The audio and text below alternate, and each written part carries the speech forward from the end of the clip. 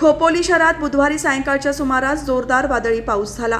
ढगांच्या गडगडाटासह विजांच्या लखलखाटात आणि जोरदार वाऱ्यामुळे खोपोलीकरांना अक्षरशः झोडपून काढले। अचानक आलेल्या या पावसामुळे शहरात अनेक ठिकाणी पाणी साचले आणि जनजीवन विस्कळीत झाले।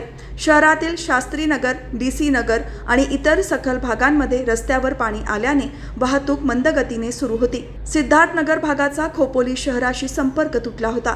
नवीन पुलाचे काम सुरू असलेले साहित्य नदीच्या पात्रात वाहून गेल्याने नागरिकांची तारांबळ उडाली। नदीच्या पात्रातून वाट काढताना ग्रामस्थांना मोठी कसरत करावी लागली। या पावसामुळे आरोग्य खात्याच्या कामावर पुन्हा एकदा प्रश्नचिन्ह उभे राहिले।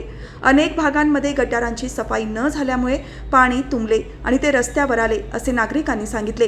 केवळ एका तासाच्या जोरदार पावसाने नागरिकांची चांगलीच तारांबळ उडाली। सायंकाळी घरी परतणाऱ्या नोकरदारांची धांदल उडाली। खोपोली रेल्वे स्टेशन परिसरात नेहमीप्रमाणे पाणी तुंबल्याने प्रवाशांना पाण्यातून वाट काढत स्थानक गाठावे लागले। रेल्वे स्टेशन परिसरात वारंवार पाणी तुंबण्याच्या समस्येबाबत प्रवाशांनी तीव्र नाराजी व्यक्त केली आहे।